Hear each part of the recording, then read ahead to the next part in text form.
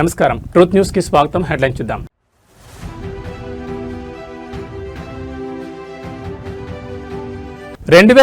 రూపాయి మహిళా రిజర్వేషన్ల మద్దతు కోరుతూ పార్టీలకు ప్రధాని మోడీ లేఖ.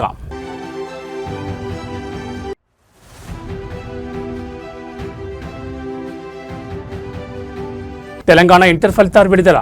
జనరల్ వొకేషనల్ కలిపి 70.58% ఉత్తీర్ణత.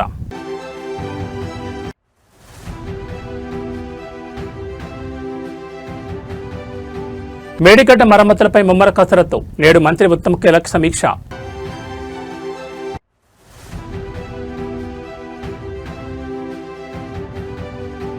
అమీన్పూర్లో రెండవ రోజు హైడ్రా కూల్చివేతలు. 861 ఎకరాల ప్రభుత్వ భూమిని హైడ్రా స్వాధీనం.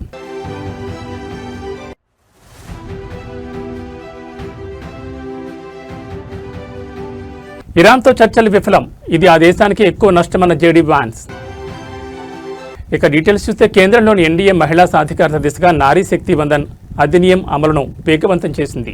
ఇందుకు భారత ప్రధాని నరేంద్ర మోడీ కీలక ముందడుగు వేశారు. ఏప్రిల్ 16 నుంచి పార్లమెంట్లో ప్రారంభం కానున్న చారిత్రాత్మక చర్చ నేపథ్యంలో లోక్సభ, రాజ్యసభలోని అన్ని పార్టీల ఫ్లోర్ లీడర్లకు ఆయన ప్రత్యేకంగా లేఖ రాశారు. ఈ బిల్లును నిజమైన స్ఫూర్తితో దేశవ్యాప్తంగా అమలు చేయాల్సిన సమయం ఆసన్నమైందని, ఇందుకు అన్ని పార్టీలు ఏకతాటిపైకి రావాలని ప్రధాని మోడీ తన లేఖలో విజ్ఞప్తి చేశారు. ముఖ్యంగా 2029 లోక్సభ ఎన్నికలతో పాటు అసెంబ్లీ ఎన్నికలు ఖచ్చితంగా మహిళా రిజర్వేషన్లతోనే నిర్వహించాలని ఎన్డీఏ ప్రభుత్వం సంకల్పించిందని ప్రధాని తన లేఖలో స్పష్టం చేశారు. ఈ చారిత్రాత్మక సవరణను ఏకగ్రీవంగా ఆమోదించడానికి అందరూ సహకరించాలని కోరారు. ఇది ఏ ఒక్క పార్టీకో లేదా వ్యక్తికో సంబంధించిన అంశం కాదని, ఇది యావత్ దేశ గౌరవానికి సంబంధించిన విషయం. ఈ చారిత్రాత్మక ఘట్టంలో భాగస్వాములైన ఎంపీలందరూ భవిష్యత్తులో గర్వంగా చెప్పుకునే అవకాశం ఉంటుందని మోడీ పేర్కొన్నారు. గరిష్ట సంఖ్యలో ఎంపీలు ఈ చర్చలో పాల్గొని తమ అభిప్రాయాలను పంచుకోవాలని ఆయన ఆకాంక్షించారు.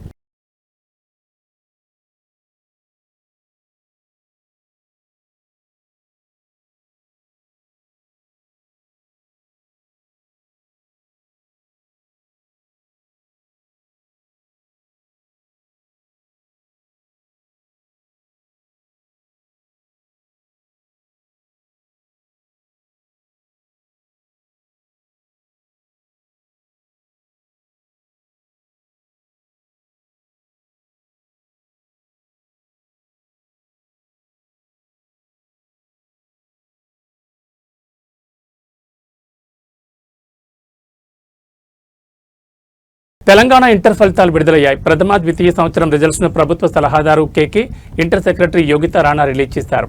జనరల్ వొకేషనల్ కలిపి 70.58% ఉత్తీర్ణత సాధించినట్లు అధికారులు తెలిపారు. బాలుర కంటే బాలికల ఉత్తీర్ణత శాతం ఎక్కువగా నమోదైనట్టు తెలిపారు. ఫస్ట్ ఇయర్ మొత్తం విద్యార్థులు 4,89,123 మంది, పాస్ అయిన విద్యార్థులు 3,23,807 మంది. ఇంటర్ ఫస్ట్ ఇయర్ ఉత్తీర్ణత శాతం 66.02, బాలికల ఉత్తీర్ణత 74.4%, బాలుర ఉత్తీర్ణత 57.69% నమోదైనట్టు తెలిపారు. సెకండ్ ఇయర్ మొత్తం విద్యార్థులు 5,07,948 మంది, సెకండ్ ఇయర్లో ఉత్తీర్ణులైన విద్యార్థులు 3,58,490 మంది. సెకండ్ ఇయర్లో ఉత్తీర్ణత శాతం 70.58, బాలికల ఉత్తీర్ణత 78.65%, బాలుర ఉత్తీర్ణత 62.5%గా నమోదైనట్టు అధికారులు తెలిపారు. విద్యాశాఖ కార్యదర్శి యోగితా రాణా మాట్లాడుతూ ప్రభుత్వ కాలేజీల్లో ఉత్తీర్ణత పెరిగిందన్నారు. ఈ విద్యా సంవత్సరం నుంచి జూనియర్ కాలేజ్ విద్యార్థులకు మధ్యాహ్న భోజనం ప్రారంభం కానున్నట్టు తెలిపారు. దివ్యంగా విద్యార్థులకు స్కూటర్లు అందజేయనట్లు వెల్లడించారు. నెల రోజుల్లోనే అడ్వాన్స్డ్ సప్లిమెంటరీ పరీక్షలు నిర్వహించనున్నట్లు స్పష్టం చేశారు. పరీక్షలు ఫిబ్రవరి 25 నుంచి మార్చి 18 వరకు జరిగాయి. ఈ ఎగ్జామ్స్ కు 9,97,075 మంది విద్యార్థులు పరీక్షలకు దరఖాస్తు చేసుకున్నారు. మొదటి సంవత్సరంలో 4,89,126 మంది, ద్వితీయ సంవత్సరంలో 5,07,949 మంది ఉన్నారు. మొత్తం 1,495 పరీక్షా కేంద్రాలు ఈ ఎగ్జామ్స్ జరిగాయి. అభివృద్ధి చెందుతూ ఇవాళ తెలంగాణ బోర్డులో మనము ఈ రిజల్ట్స్ జరుపుకోవడం అనేది చాలా అదృష్టకరంగా భావిస్తున్నాను. ఈ మన ఈ ఇంటర్మీడియట్ లో పండగ అనుకోవచ్చు అండి మాకందరికి కూడా బోర్డులో. కాబట్టి ఈ పండగకు మమ్మల్ని ఆదరించి ఇక్కడ విచ్చేసినటువంటి పెద్దలు, గౌరవనీయులు శ్రీ రవిగుప్తా సార్ని మొట్టమొదటిగా, ఎందుకంటే మాకు 2019 తర్వాత వచ్చినటువంటి క్లిష్టమైన పరిస్థితి తర్వాత ఆదుకున్నది centre for good governance CGG. కాబట్టి సిజిజి యొక్క ముఖ్య అతిథి ఇక్కడ రవిగుప్తా సార్ వచ్చారు. నేను ఈ సందర్భంగా మాట్లాడవలసిందిగా కోరుకుంటున్నాను. Sir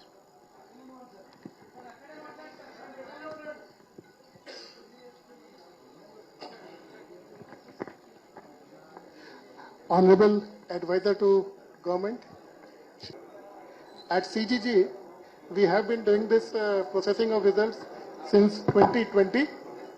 For the last 6 years, they have gone well without a hitch.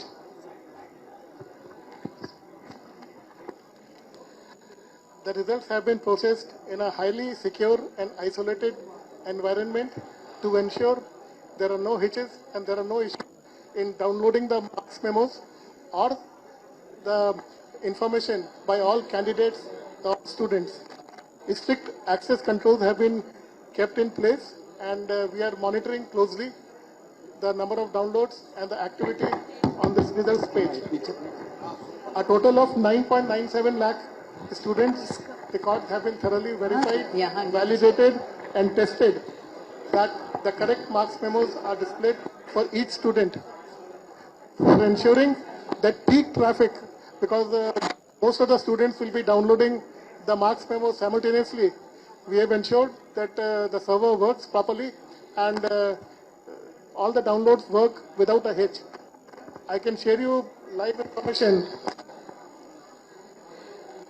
In the very first minute, in 1 minute, about 19,000 downloads have already taken place, which is about 1.91% of the students. And now, as we see, more than 56,000 marks memos have already been downloaded since the announcement of results. So I congratulate all the students who have done well in this exam. గత BRS హయాంలో నిర్మించిన Kaleshwaram project మరమ్మతుల ప్రక్రియపై ఆదివారం మంత్రి ఉత్తమ్ కుమార్ రెడ్డి సంబంధిత అధికారులతో సమీక్ష చేపట్టనున్నారు. ఈ మీటింగ్కి అధికారులు, ఇంజనీర్లు, ఏజెన్సీలు, ఇతర ప్రతినిధులు హాజరు కానున్నట్టు తెలుస్తోంది. ప్రాజెక్టు పూర్తిస్థాయి వినియోగంలోకి తీసుకొచ్చేందుకు మరమ్మతుల ప్రక్రియపై విస్తృతంగా చర్చించనున్నారు. ప్రాజెక్టుపై చేయాల్సిన పరీక్షలు, సామగ్రి, గడువులపై నిర్ణయం తీసుకోనున్నట్టు తెలుస్తోంది. కాళేశ్వరం ప్రాజెక్టుతో పాటు ఇందిరాసాగర్, రాజీవ్ సాగర్ ప్రాజెక్టులపైన సమీక్షించనున్నారు. కాగా ఇటీవలే కాళేశ్వరం ప్రాజెక్టు మరమ్మతులపై ఉన్నతాధికారులతో సీఎం రేవంత్ రెడ్డి సమీక్ష నిర్వహించారు. నేషనల్ డ్యామ్ సేఫ్టీ అథారిటీ సూచనలకు అనుగుణంగా పునరుద్ధరణ పనులు చేపట్టాలని అధికారులను ఆదేశించారు. ఈ ప్రాజెక్టు మరమ్మతుల కోసం ప్రత్యేక కార్యాచరణను రూపొందించి నిరంతరం పర్యవేక్షణ చేయాలని సూచించారు. Central water and power research station ఆధ్వర్యంలో జరుగుతున్న పరీక్షలు, నమూనాల సేకరణను వర్షాకాలం ప్రారంభానికి ముందే పూర్తి చేయాలని చెప్పారు. నీటిపారుదల శాఖ, CWPRS, బ్యారేజీల నిర్మాణ సంస్థలు, డిజైన్ కన్సల్టేషన్స్ తో టీం ఏర్పాటు చేయాలని సూచించారు. ప్రతి పనిలో సెంట్రల్ వాటర్ కమిషన్ సభ్యులు ఉండేలా చూడాలన్నారు. మేడిగడ్డ బ్యారేజీలో కుంగిపోయిన పిల్లరే కాకుండా మొత్తం 1.6 కిలోమీటర్ల బ్యారేజీని అధ్యయనం చేయాల్సి ఉంటుందని, వీలైనంత త్వరగా ఈ పని పూర్తి చేయాలని ఆదేశించారు. అసెంబ్లీ ఎన్నికల సమయంలో 10 ఏళ్లు రాష్ట్రాన్ని పాలించిన బీఆర్ఎస్ పార్టీ ఓడిపోవడం, ఆ సమయంలోనే ప్రతిష్టాత్మక కాళేశ్వరం ప్రాజెక్టులో భాగమైన మేడిగడ్డ బ్యారేజీలో పిల్లలు పొంగడం రాష్ట్ర వ్యాప్తంగా తీవ్ర చర్చనీయాంశంగా మారిన విషయం తెలిసిందే. పిల్లలను బాగు చేసి బ్యారేజీని వాడుకలోకి తీసుకురావాలని బీఆర్ఎస్ నేతలు హరీష్ రావు, కేటీఆర్ ఇన్నాళ్లుగా ప్రశ్నిస్తూ వస్తున్నారు. అసెంబ్లీలో సైతం పలుమార్లు ఈ అంశంపై చర్చలు కూడా జరిగాయి. అటు సుదీర్ఘకాలం తర్వాత కాళేశ్వరం ప్రాజెక్టు మరమ్మతులు చేపట్టాలని రేవంత్ ప్రభుత్వం సైతం నిర్ణయం తీసుకుంది. వానాకాలం రాకముందే బ్యారేజీని మరమ్మతులు పూర్తి చేసి సాగు, తాగునీటిని విడుదల చేసే దిశగా కాంగ్రెస్ ప్రభుత్వం సాగుతోంది.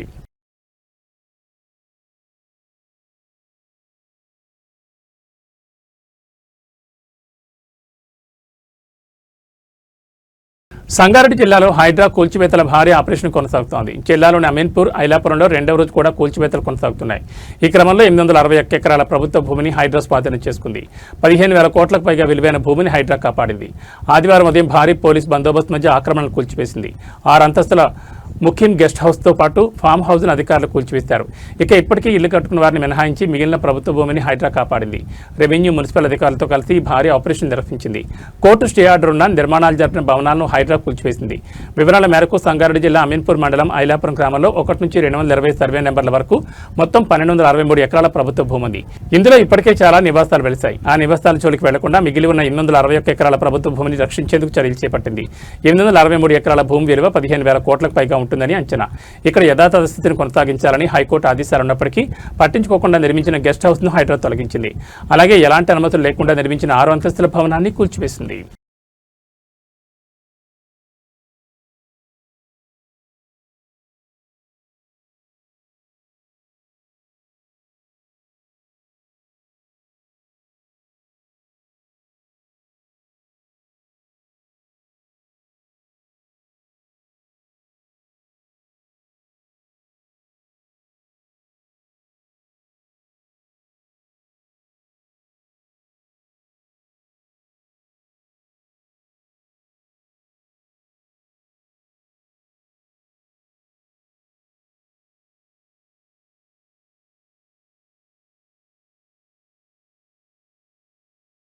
అయోధ్యలో బాలరాముడి ఆలయ నిర్మాణం విజయవంతంగా పూర్తయిందని శ్రీరామ జన్మభూమి తీర్థక్షేత్ర ట్రస్ట్ నిర్మాణ కమిటీ చైర్మన్ నృపేంద్ర మిశ్రా ప్రకటించారు. సుమారు 1800 కోట్ల వ్యయంతో చేపట్టిన బాలరాముడి ప్రధాన అనుబంధ ఆలయాల పనులు ముగిసినట్లు మిశ్రా వెల్లడించారు. రామ్లల్లా విగ్రహం ఉన్న తాత్కాలిక కట్టడంలో పవిత్ర జ్యోతిని వెలిగించారు. ఈ నెల 14 నుంచి ఉప ఆలయాలను భక్తుల సందర్శనార్థం అందుబాటులోకి తీస్తున్నామని తెలిపారు. ఆలయ నిర్మాణ బాధ్యతను తమకు 2020లో లాంఛనంగా అప్పగించినా అందుకు సంబంధించిన ఏర్పాట్లు చాలా ముందు నుంచే మొదలయ్యాయని తెలిపారు. న్యాయపరమైన చిక్కుముళ్లు తదితర కారణాల రీత్యా ఒక దశలో ఆచరణ సన్నగిలిన దైవ నిర్ణయంతో నిర్మాణం పూర్తయిందని చెప్పారు. దీంతో రామ్ భక్తుల చిరకాల ఆకాంక్ష ఎట్టకేలకు నెరవేరిందని హర్షం వ్యక్తం చేశారు. తొలుత రామ్లల్లా విగ్రహాన్ని కలపతో చేసిన చట్రం వంటి తాత్కాలిక నిర్మాణంలో స్థాపించామని, ఆ ప్రదేశాన్ని ఇప్పుడు సురక్షిత ప్రాంతంగా ప్రకటించి అందులో అఖండ జ్యోతిని ఏర్పాటు చేసినట్టుగా తెలిపారు. హిందువుల 500 ఏళ్ల కళను నెరవేరుస్తూ అయోధ్యలో దివ్య భవ్య రామ మందిర నిర్మాణం పూర్తి కావడంతో భక్తులు పెద్ద సంఖ్యలో బాలరాముని దర్శించుకుంటున్నారు. ఆలయ నిర్మాణంలో ఇనుము, ఉక్కు వాడకుండా 5వ శతాబ్దపు నాగార శైలిలో నిర్మించిన 3 అంతస్తుల రామ మందిర నిర్మాణం పూర్తి చేశారు. అయోధ్య బాలరామాలయ నిర్మాణం శ్రీరామ జన్మభూమి తీర్థక్షేత్ర ట్రస్ట్ ఆధ్వర్యంలో కొనసాగింది. 4000 మందికి పైగా కార్మికుల శ్రమతో నిర్మితమైన ఈ భవ్య రామ మందిరం 1000 ఏళ్ల వరకు ఎలాంటి ప్రకృతి వైపరీత్యాలు ఎదురైనా తట్టుకుని నిలబడేలా నిర్మించారు. ఇక ఆలయ నిర్మాణం ప్రారంభించినప్పుడు విరాళాలను సేకరించగా ఏకంగా 3000 కోట్లు సమకూరాయి. ఆలయం నిర్మించే ప్రాంతం సరయూ నది నీటి జాడలు ఉండడంతో ఇంజనీర్లు చాలా జాగ్రత్తలు తీసుకుని ఆలయ పునాదుల నిర్మాణం లోతును పెంచారు. ఆలయ పునాదిని 14 మీటర్ల లోతుకు తీశారు. అందులో 1.32 లక్షల క్యూబిక్ మీటర్ల రోల్ కాంపాక్టెడ్ కాంక్రీట్ నింపారు. దానిపైన స్థిరత్వం కోసం 1.5 మీటర్ల ఎత్తుగల అధిక బలం కలిగిన రాఫ్ట్ నిర్మించారు. దీనిపై తేమ, వరదల నుంచి ప్రధాన నిర్మాణాన్ని రక్షించడానికి సుమారు 24,000 గ్రానైట్ రాళ్లతో తయారు చేయబడిన 6.5 మీటర్ల ఎత్తైన ప్లింత్ నిర్మించారు.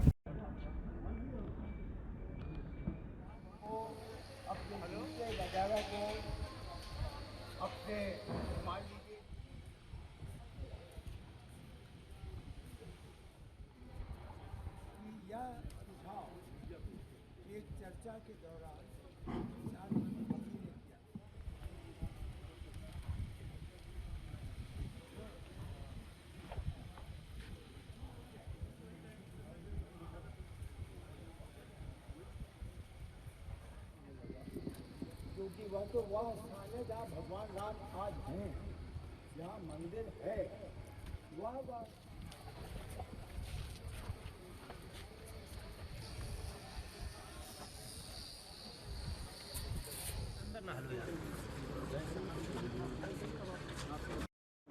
आप विश्वास माने सोच बहुत छोटी थी, परिणाम बहुत बड़ा निकला है और जो परिणाम है वो दैविक है। हम सबको प्रेरणा मिली है, केवल एकमात्र मुझे या कुछ टीम को ऐसा नहीं है। और प्रायः जब लोग यह कहते हैं तो मुझे यही याद आता है माँ अमृतानंदमयी का एक वाक्य उन्होंने भेजा था कि आप केवल अपने को माध्यम समझिए। उन्होंने इंग्लिश में भेजा था, you are only an instrument for the completion of the temple. The temple is divine and will be completed. ये था सर, जैसा सोचा था क्या पूरी तरह से वो चीज़ें साकार हो गई या अभी भी और उससे बढ़कर कुछ होगा? मंदिर के बारे में एक अजीब सा इतिहास होता है। मंदिर का निर्माण कभी पूर्ण नहीं होता। आप शुरुआत से लेकर अगर बात की जाए और से लेकर अब तक दोनों चीज देख रहे हैं, तो किस तरह से देख रहे हैं? ये तो मुझे 2020 में यह कार्य दिया गया था।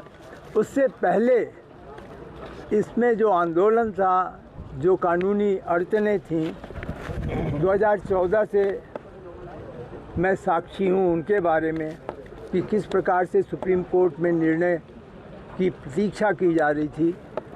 तो यह सब एक अपने में इतिहास है और आप लोगों को संतोष होगा जो म्यूज़ियम बन रहा है, संग्रहालय बन रहा है, राम कथा संग्रहालय सरयू नदी के तट पर, उसमें एक पूरा कक्ष लीगल सेल का वहाँ पर 500 वर्षों का प्रदर्शित होगा और एक पूरा कक्ष जो है वो खुदाई में जो चीज़ें मिली जिससे कि इसकी आयु का अनुमान लगता है वो अभी उसमें प्रदर्शित होगा।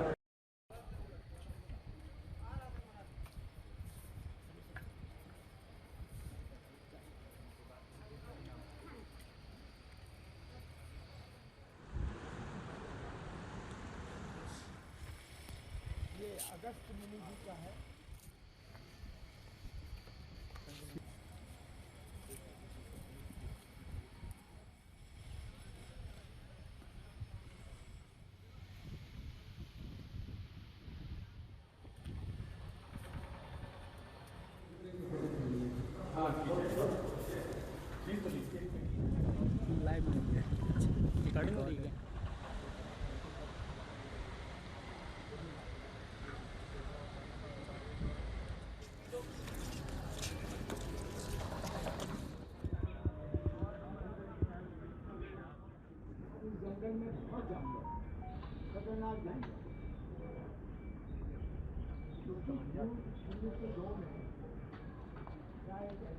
ఆదాయానికి మించిన ఆస్తుల కేసులో అరెస్ట్ అయిన దేవాదాయ శాఖ సహాయ కమిషనర్ కె శాంతిపై సస్పెన్షన్ వేటు పడింది.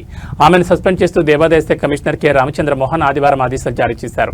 ఆదాయానికి మించిన ఆస్తులు ఉన్నాయన్న సమాచారంతో అవినీతి నిరోధక శాఖ అధికారులు ఈ నెల 6న శాంతిపై కేసు నమోదు చేశారు. 7న ఆమెకు సంబంధించిన 3 చోట్ల ఏకకాలంలో సోదాలు నిర్వహించారు. ఈ తనిఖీల్లో 1.37 కోట్ల విలువైన అక్రమాస్తులు ఉన్నట్లు గుర్తించారు. దీంతో అదే రోజు ఆమెను అరెస్ట్ చేసి కోర్టులో హాజరుపరిచారు. న్యాయస్థానం ఆమెకు ఈ నెల 21 వరకు జ్యుడిషియల్ కస్టడీ విధించడంతో విజయవాడ జిల్లా జైలుకు తరలించారు. ఏపీ సివిల్ సర్వీస్ నిబంధనల ప్రకారం ప్రభుత్వ ఉద్యోగి 48 గంటలకు మించి కస్టడీలో ఉంటే వారిని సస్పెండ్ చేయాల్సి ఉంటుంది. ఈ నేపథ్యంలోనే కె శాంతిని సస్పెండ్ చేశారు. ఆమె అరెస్ట్ అయిన ఏప్రిల్ 7వ తేదీ నుంచి ఈ సస్పెన్షన్ అమల్లోకి వస్తుందని ఉత్తర్వుల్లో స్పష్టం చేశారు.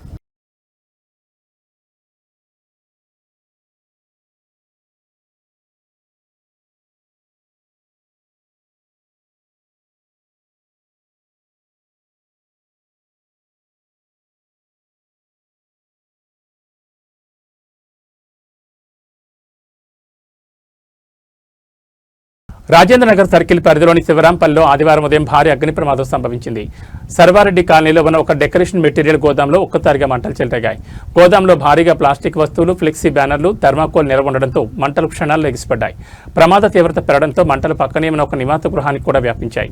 సమాచారం అందుకున్న వెంటనే అగ్నిమాపక సిబ్బంది ఘటనా స్థలానికి చేరుకుని శ్రమించి మంటలను అదుపులోకి తీసుకొచ్చారు. ఈ ఘటనలో ఎటువంటి ప్రాణనష్టం జరగకపోవడంతో అందరూ ఊపిరి పీల్చుకున్నారు. అయితే భారీగా ఆస్తి నష్టం జరిగినట్టు తెలుస్తోంది. ప్రమాదానికి గల ఖచ్చితమైన కారణాలు ఇంకా తెలియాల్సి ఉంది. పోలీసులు కేసు నమోదు చేసుకుని దర్యాప్తు చేస్తున్నారు. దీనికి సంబంధించిన మరిన్ని వివరాలు ఇంకా తెలియాల్సి ఉంది.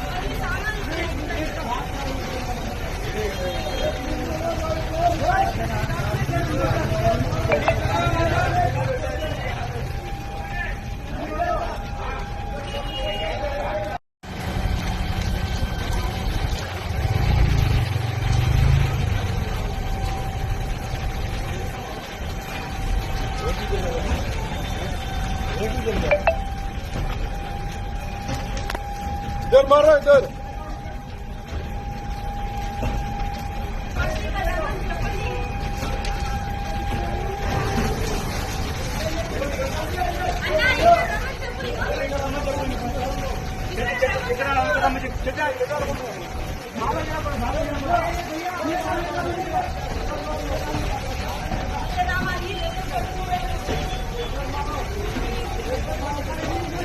ఎన్టీఆర్ జిల్లాలోని కంచికచర్ల మండలం కేసర టోల్ ప్లాజా వద్ద ఘోర సంఘటన చోటు చేసుకుంది. అతివేగంగా వచ్చిన ఒక సిమెంట్ ట్యాంకర్ నియంత్రణ కోల్పోయి పక్కనే ఉన్న కారుపై బోల్తా పడింది.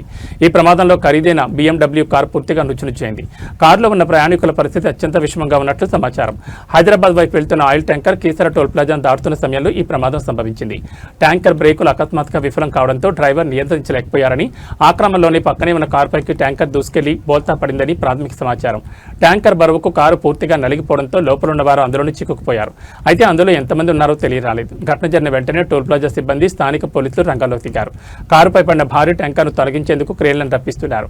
కారు లోపల ఎంతమంది ఉన్నారనేది ఇంకా స్పష్టంగా తెలియడం లేదు. అయితే లోపల ఉన్న వారికి తీవ్ర గాయాలయ్యాయని, వారిని బయటకు తీసేందుకు రెస్క్యూ టీం తీవ్రంగా శ్రమిస్తోందని అధికారులు వెల్లడించారు. ఈ భారీ ప్రమాదం కారణంగా జాతీయ రహదారిపై వాహనాల రాకపోకలకు తీవ్ర అంతరాయం ఏర్పడింది. కేసర టోల్గేట్ పరిసరాల్లో ట్రాఫిక్ నిలిచిపోయింది.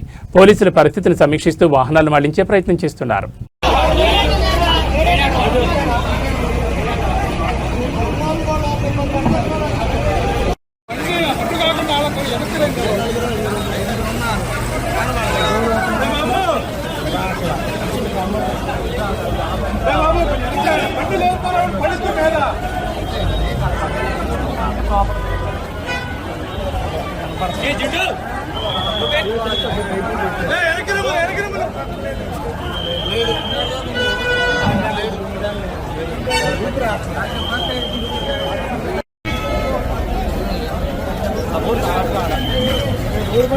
తెలంగాణలో భానుడు తన ప్రతాపాన్ని చూపిస్తున్నాడు. రాష్ట్రం నిప్పుల కొలిమిలా మారుతోందని, రానున్న 10 రోజుల పాటు ఎండల తీవ్రత మరింత ఎక్కువగా ఉంటుందని హైదరాబాద్ వాతావరణ కేంద్రం హెచ్చరించింది. ఏప్రిల్ 22వ తేదీ వరకు పలు జిల్లాల్లో రికార్డు స్థాయిలో ఉష్ణోగ్రతలు నమోదయ్యే అవకాశం ఉందని స్పష్టం చేసింది. ముఖ్యంగా గరిష్ట ఉష్ణోగ్రతలు 40 డిగ్రీల నుంచి 44 డిగ్రీల సెల్సియస్ వరకు చేరొచ్చని అంచనా వేసింది. గత వారం రోజులుగా రాష్ట్రంలో ఉష్ణోగ్రతలు క్రమంగా పెరుగుతున్నాయి. సాధారణ కంటే 2 డిగ్రీలు అధికంగా నమోదవుతుండటంతో ప్రజలు తీవ్ర ఇబ్బందులు పడుతున్నారు. ఎండ తీవ్రతకు తోడు వేడి, ఉక్కపోత అధికంగా ఉండడంతో జనం ఉక్కిరిబిక్కిరవుతున్నారు. శుక్రవారం నాటికి రాష్ట్రంలోని 27 జిల్లాల్లో ఉష్ణోగ్రతలు 40 డిగ్రీల మార్కును దాటడం పరిస్థితి తీవ్రతకు అద్దం పడుతోంది. నల్గొండ జిల్లా ఖనపూర్లో అత్యధికంగా 41.8 డిగ్రీల ఉష్ణోగ్రత నమోదైంది. ఆకాశంలో మేఘాలు కనిపించినా వాతావరణంలో చల్లదనం ఉండదని, వేడిగాలులు కొనసాగుతాయని అధికారులు తెలిపారు. రాజధాని హైదరాబాద్లోనూ రానున్న రోజుల్లో 40 నుంచి 41 డిగ్రీల మధ్య ఉష్ణోగ్రతలు నమోదవుతాయని వాతావరణ శాఖ పేర్కొంది. ఈ నేపథ్యంలో ప్రజలు అప్రమత్తంగా ఉండాలని కీలక సూచనలు చేసింది. మధ్యాహ్నం 12 గంటల నుంచి సాయంత్రం 4 గంటల వరకు అత్యవసరమైతే తప్ప బయటకు వెళ్లొద్దని హితవు పలికింది. ముఖ్యంగా వృద్ధులు, గర్భిణీలు, చిన్నారుల విషయంలో మరింత జాగ్రత్త అవసరమని సూచించింది. ఒకవేళ బయటకు వెళ్లాల్సి వస్తే వడదెబ్బ తగలకుండా తలపాగా, గొడుగు వంటి వాడాలని, తరచూ నీరు, ద్రవ పదార్థాలు తీసుకోవాలని అధికారులు కోరుతున్నారు.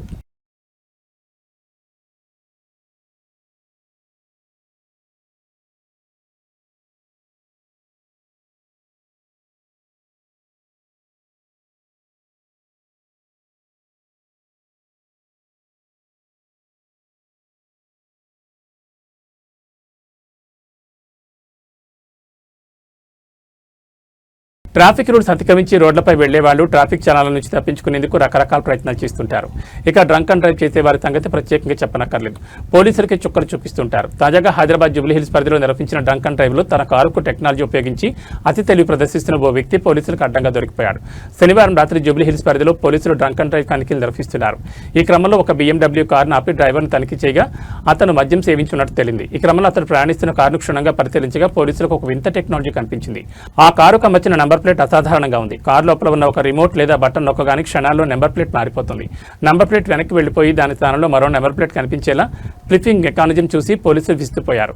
తొలుత TZ9FQ9999 నెంబర్ ప్లేట్ క్షణాల్లో DL6CM7097గా మారిపోయింది. ఈ నెంబర్ చేంజ్కు సంబంధించిన వీడియో ప్రస్తుతం సోషల్ మీడియాలో వైరల్గా మారిపోయింది.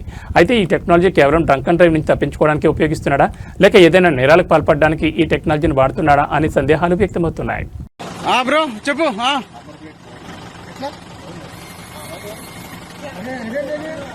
మళ్ళా చేంజ్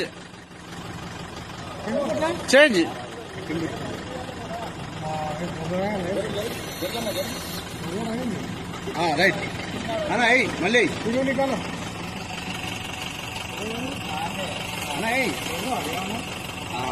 ఓకే రైట్ మళ్ళీ తీసి.